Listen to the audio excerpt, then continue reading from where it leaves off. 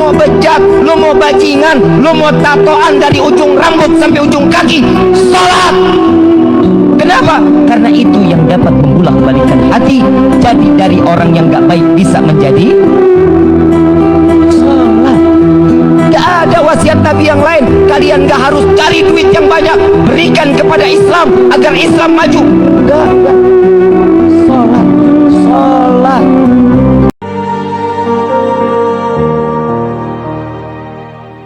Makanya beruntung manusia yang bisa bangun waktu subuh dan bisa melaksanakan sholat subuh, itu orang yang beruntung.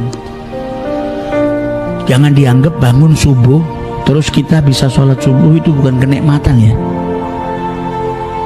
Ketika jenengan Anda bangun di waktu subuh kemudian melaksanakan sholat subuh, berarti Anda saat itu terpilih dari sekian banyak hamba Allah yang tertidur lelap tidak bangun untuk sholat subuh, dan terpilih menjadi hamba Allah yang bangun di antara hamba-hamba Allah yang mungkin juga bangun di saat itu tapi tidak tergerak hatinya untuk melaksanakan sholat.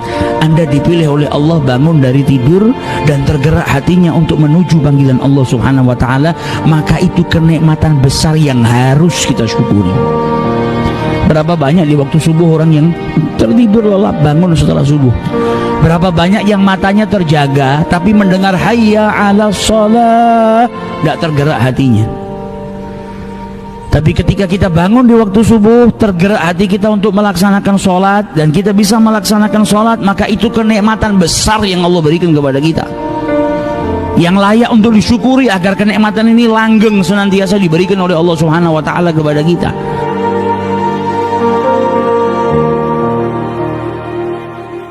Salat adalah inti amalan kita yang bisa merubah alur kehidupan kita dunia dan akhirat.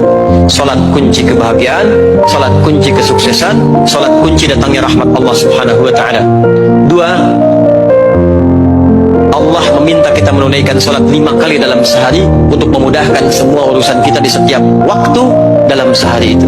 Dan yang ketiga, di antara sekian 5 waktu itu ada waktu-waktu yang istimewa, yaitu asar, dan yang paling istimewa adalah subuh ataupun fajar. Mudah-mudahan kita bisa konsisten menunaikan dan menjaga waktu salat itu sampai kita pulang kepada Allah dalam keadaan husnul khatimah. Tetap sholat subuh walaupun ngantuk, tetap sholat subuh meskipun berat. Jangan sampai kita habis subuh tidur lagi, jangan. Bangun subuh, beraktivitas beramal saleh di waktu subuh, baca Quran, ngaji, olahraga mungkin, atau aktivitas yang lain lakukan. Waktu subuh itu kan waktu terbaik kita untuk menyegerakan beramal saleh. Start yang baik menentukan akhir yang epik. Ayo kita perbaiki hidup kita dari memperbaiki sholat subuhnya. Masa mudanya dihabiskan untuk menghidupkan masjid-masjid sholat subuh berjamaah. Mereka dibanggakan Allah Ta'ala kepada para malaikat. Mereka anak muda yang sedang dicari-cari, dicinta, tapi cintanya lebih besar kepada Allah Subhanahu wa Ta'ala. Mereka adalah anak-anak muda yang diselamatkan Allah hati mereka. Bagaimana Allah menyelamatkan mereka? Qalbuhu mu'allakun fil masajid. Hatinya tergantung di masjid. Badannya boleh di atas motor, badannya boleh di atas kantor, badannya boleh di atas toko, badannya boleh di atas mall, tapi hatinya tergantung di masjid. Maka kalau sudah dia mendengar suara azan bergema, bergetar hatinya. Idza dzukirallah, kalau disebut nama Allah, wajilat qulubuhum, bergetar hati mereka. Hayya 'alas shalah, mereka segera penuh jalan-jalan, parkir mereka di masjid-masjid. Orang yang konsisten menunaikan 2 rakaat sebelum subuh, maka Allah cukupkan kebutuhan dunia untuknya. Tidak diperbudak dunia, hartanya dicukupkan, karirnya dicukupkan, pekerjaannya nyaman, tenang.